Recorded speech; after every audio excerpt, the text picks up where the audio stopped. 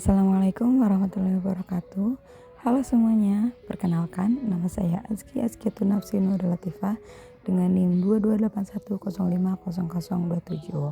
Pada video kali ini kita akan menjelaskan tentang analisis regresi logistik.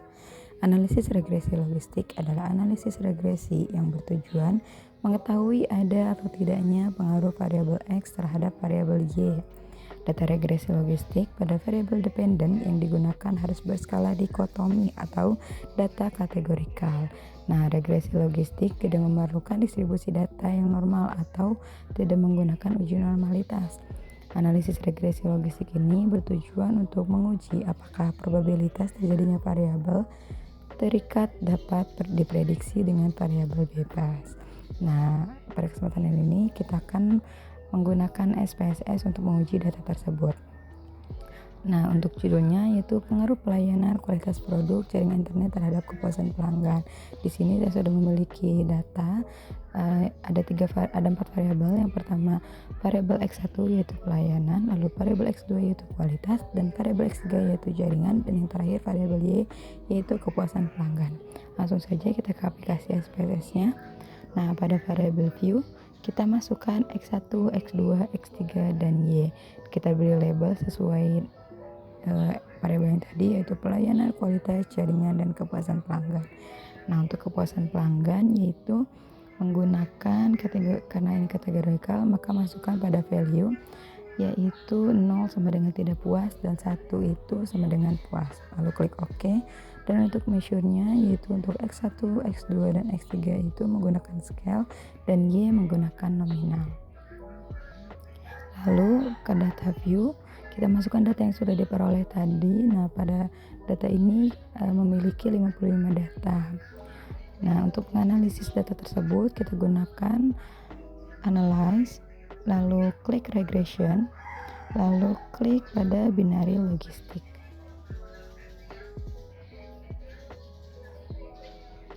Selanjutnya kita masukkan variabel Y pada kolom dependen.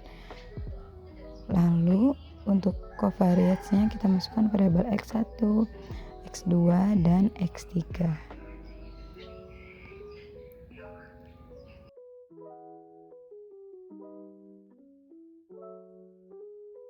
Selanjutnya klik option, lalu kita beri centang pada Hosmer-Lamb Show dan iteration history. Lalu setelah itu klik continue, lalu klik OK. Nah, maka akan muncul output SPSS dari data tersebut. Di sini ada beberapa tabel yang sudah kita peroleh dari analisis data tadi. Lalu kita interpretasikan semua tabel ini. Nah, di sini judulnya yaitu pengaruh pelayanan kualitas produk dan jaringan internet terhadap kepuasan pelanggan. Nah, pada data kali ini memiliki hipotesis, yaitu yang pertama, diduga pelayanan berpengaruh signifikan terhadap kepuasan pelanggan. Lalu yang keduanya itu diduga kualitas produk berpengaruh signifikan terhadap kepuasan pelanggan. Lalu yang ketiga diduga jaringan internet berpengaruh signifikan terhadap kepuasan pelanggan. Nah, untuk tabel pertama kita peroleh yaitu Cache Processing Summary, di mana N ini adalah jumlah data yang kita peroleh tadi yaitu 55 data. Lalu tabel berikutnya yaitu Dependent Variable Encoding, yaitu di mana untuk variabelnya tadi yang memiliki nilai yaitu tidak puas sama dengan 0 dan puas itu sama dengan 1. Lalu selanjutnya ada Iteration History yang blok 0, di mana nilai min 2 log likelihood-nya kurang dari chi-square table.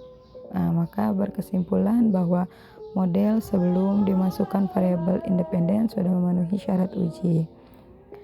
Lalu yang kedua, jika nilai min 2 log likelihood-nya lebih dari chi-square table, berkesimpulan bahwa model sebelum dimasukkan variabel independen masih tidak memenuhi syarat uji.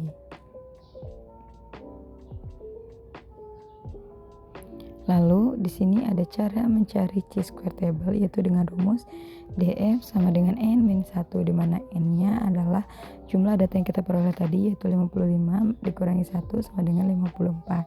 Lalu kita cari pada chi-square table-nya untuk mencari DF 54. Nah, kita cari DF54 pada kolom 0,05. Nah, kita peroleh 72,153216. Nah, chi-square table yang didapat yaitu sebesar 72,153216, maka nilai min 2 log likelihood-nya itu lebih besar dari chi-square table. Maka berkesimpulan model sebelum dimasukkan variabel X belum memenuhi syarat uji. Lalu selanjutnya ada table variable in the equation, di mana sebelum variabel X dimasukkan dalam model, mendapatkan nilai B atau koefisien beta sebesar 0,330 dengan odds ratio atau XB sebesar 1,391 dan nilai signifikasi dari uji Wald sebesar 0,227. Lalu selanjutnya ada blok 1 yaitu iteration history. Sama saja seperti sebelumnya, yaitu jika nilai min 2 log likelihood-nya kurang dari chi-square table, berkesimpulan bahwa model sebelum dimasukkan variabel independen sudah memenuhi syarat uji. Lalu, jika nilai min 2 log likelihood-nya lebih besar dari chi-square table, berkesimpulan bahwa model sebelum dimasukkan variabel independen masih tidak memenuhi syarat uji.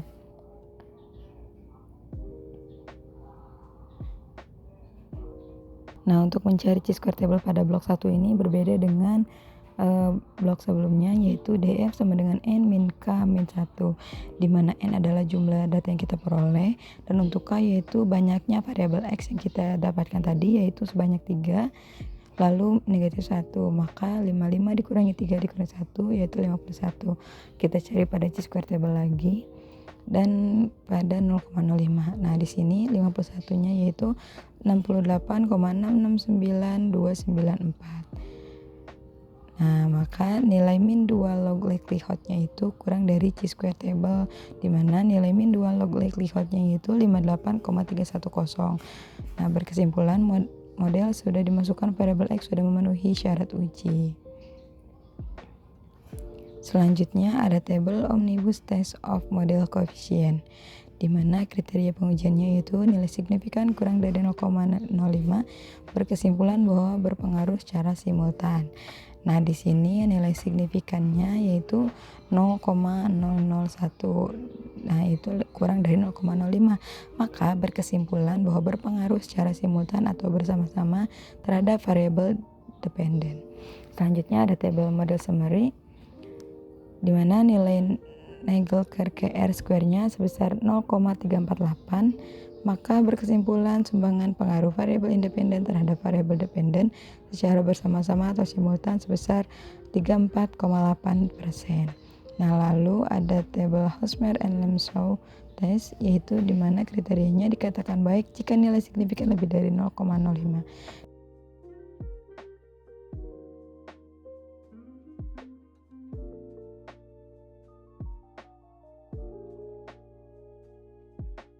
Nah, nilai signifikan di sini yaitu 0,113 dan itu lebih besar dari 0,05, maka berkesimpulan tidak ada perbedaan yang signifikan antara variabel.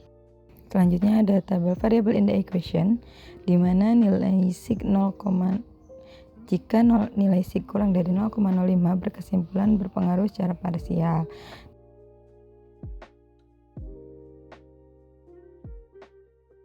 Nah, untuk variabel pelayanan memiliki nilai signifikan sebesar 0,02, yaitu kurang dari 0,05, berkesimpulan pelayanan pengaruh secara parsial terhadap kepuasan pelanggan, maka H1 diterima.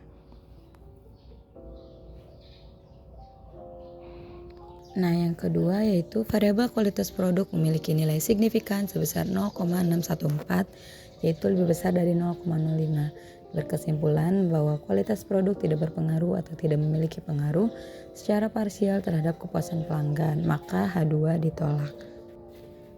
Lalu yang terakhir, variabel jaringan internet memiliki nilai signifikan sebesar 0,189, yaitu lebih besar dari 0,05, maka berkesimpulan bahwa jaringan internet tidak berpengaruh atau tidak memiliki pengaruh secara parsial terhadap kepuasan pelanggan, maka H3 ditolak. Nah, sekian untuk pembahasan video kali ini. Terima kasih sudah menonton. Wassalamualaikum warahmatullahi wabarakatuh.